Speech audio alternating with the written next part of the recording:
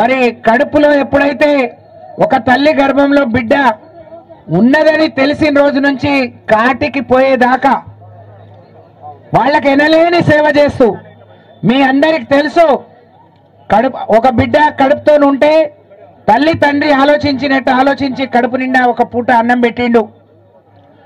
ముసలమ్మను మరి ఆ రోజున్న కాంగ్రెస్ తెలుగుదేశంలో 200 ఇచ్చి ఆ 200 దేనికి సరిపోయాయి కావు.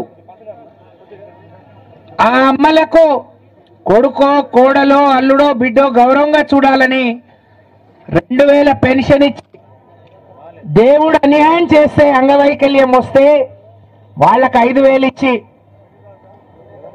మరి ఇట్లా చెప్పుకుంటూ పోతే అనేక రకాలుగా అందరినీ ఆదుకున్న గొప్ప నాయకుడు కల్వకుంట్ల చంద్రశేఖరరావు గారు. కోవిడ్ వచ్చి 4 నెలలు అన్ని బంద్ అయ్యారు. ప్రభుత్వానికి రూపాయి ఆదాయం రాలేదు. జూన్ నెలలో క్యాబినెట్ అయితే కేసీఆర్ గారు మమ్మల్ని అడిగిండు, రైతు బంధు ఇచ్చే రోజు వచ్చింది, మరి వర్షాలు వస్తున్నాయి, పంటలు వేసుకుంటారు, రైతు బంధు సాయం చేయాలి, ఏం చేద్దామని అంటే రూపాయి చిల్లి గవ్వలేదు ప్రభుత్వం దగ్గర. రైతులు కూడా అర్థం చేసుకుంటారు, ఈసారి వదిలేద్దాం, కావాలంటే వానాకాలం పంటది యాసంగి పంటది ఒకేసారి ఇద్దామని అందరం చెప్పినాం. అన్ని విన్నాక కేసీఆర్ ఒకటే అన్నాడు, మీ జీతాలు కట్ చేస్తా, కానీ కేసీఆర్ కంఠంలో ప్రాణం ఉన్నంత వరకు రైతు బంధు ఆపేది లేదు అని చెప్పి రైతు బంధు ఇచ్చిన గొప్ప నాయకుడు రైతు బాంధవుడు కేసీఆర్ అయితే అందరినీ నట్టెంట ముంచి రైతులను ఇంకా తీరని విధంగా ముంచిన మరి రైతు ద్రోహి ఎవరైనా ఉన్నారు అంటే అది రేవంత్ రెడ్డి అని చెప్పి నేను ఈ సందర్భంగా తెలియజేస్తా ఉన్నాను.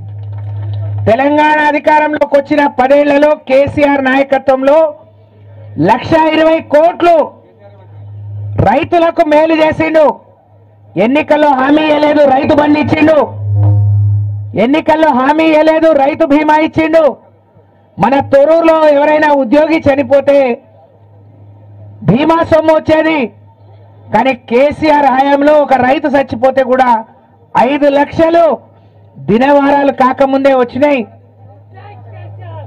మనం కోవిడ్ అప్పుడు ఎక్కడికి పోయి అమ్ముకోలేని పరిస్థితిలో కల్లాల దగ్గరికే వచ్చి కాంటాలు పెట్టి వడ్లను మరి ధాన్యాన్ని కొన్న ఘనత కేసీఆర్ది. ఇవాళ రేవంత్ రెడ్డి ఏం చెప్పిండు, నేను రైతులకు ఇస్తా, కౌలు రైతుకి ఇస్తా, రైతు కూలికి ఇస్తా అన్నాడు. ఏం ముఖం పెట్టుకొని అన్నాడు? ఇవాళ ఏం ముఖం పెట్టుకొని ఎక్కడికి పోయిండు? మొన్న తుమ్మల నాగేశ్వరరావు మాట్లాడుతున్నాడు, కౌలు రైతులకు ఇయ్యలేం, కౌలు రైతు తీసుకుంటాడు అసలు రైతు తీసుకుంటాడు వాళ్ళే తెలుసుకోమని చెప్తాడు. ఈ మాట మాకు తెలియదా? నువ్వే గొప్ప తెలియగల్లోడు కానీ పంచాయతీ చేస్తున్నావా? మాకు తెలిసి మేము రైతుకే ఇస్తా అన్నాం. ఇవాళ రైతులు కౌలుదారులకు ఇవ్వకుండా కౌలు రైతులను మరి పొట్టన కొట్టింది రేవంత్ రెడ్డి ప్రభుత్వం.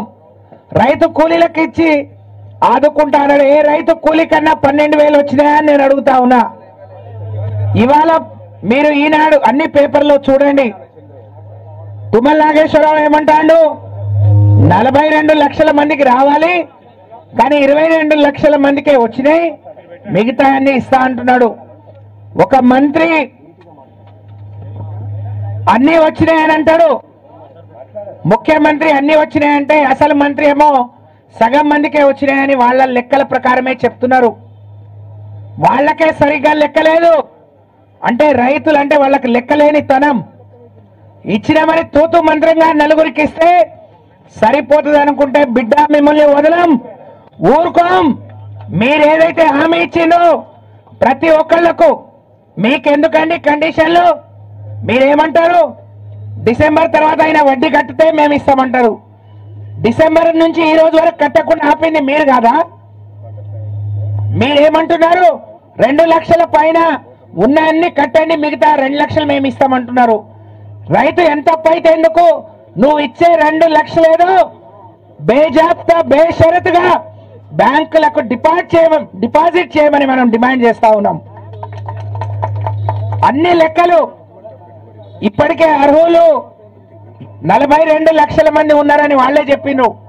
మన లెక్క ప్రకారం, రైతు బంధు ఇచ్చిన లెక్క ప్రకారం ఈ రాష్ట్రంలో సాగు చేసుకున్న రైతులు మన దగ్గర ఉన్న లెక్క ప్రకారం 60 లక్షల పైచిలుకు మంది.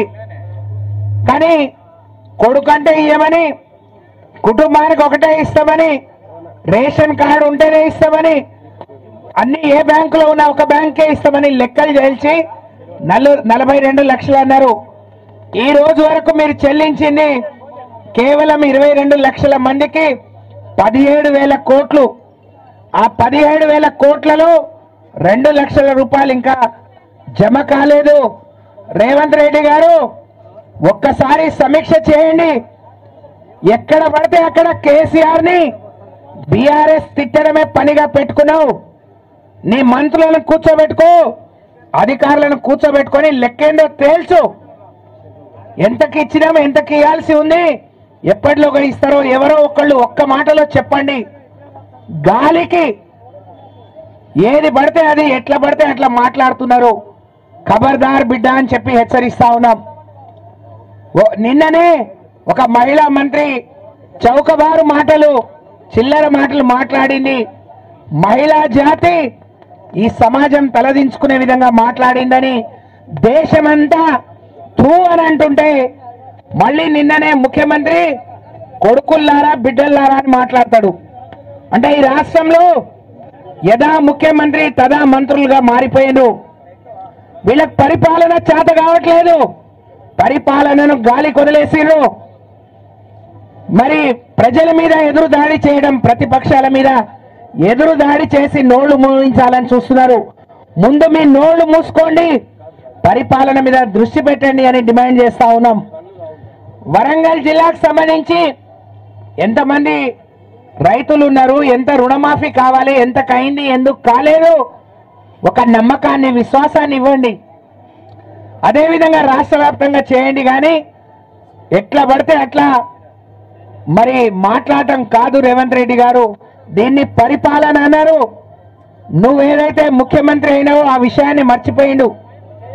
గతంలో ప్రతిపక్ష నాయకుడుగా ఎట్లా చౌకబారు విమర్శలు చేసేవాడో, మరి నువ్వు ప్రతిపక్షానికే పనికొస్తావు తప్ప పరిపాలన చేయడానికి పనికిరావు అనే విషయాన్ని గడిచిన 10 నెలలుగా ప్రజలు గ్రహిస్తా ఉన్నారు.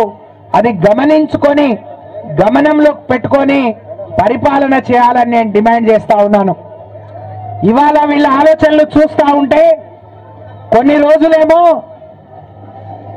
అప్పుల రాష్ట్రం అని అన్నారు, కొన్ని రోజులేమో అవినీతి అని చెప్పిండ్రు. ప్రజలు నమ్మట్లేరని తెలుసుకొని ఈ రోజు వాళ్ళు ఆందోళన చెందుతా ఉన్నారు. ప్రజలు తిరగబడుతున్నారు.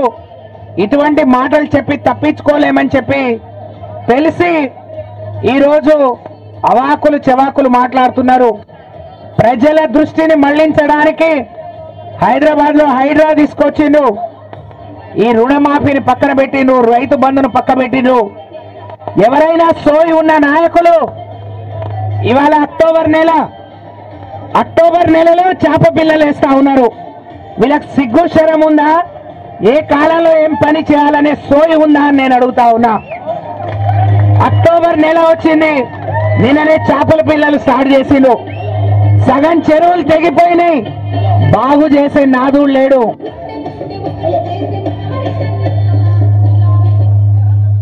గౌరవ హరీష్ రావు గారు మన అందరి అభిమాన నాయకులు, ఉద్యమ కెరటం కేసీఆర్ గారి కుడి భుజమైన హరీష్ రావు గారు కొద్ది సేపట్లోనే ఇక్కడికి రాబోతున్నారు.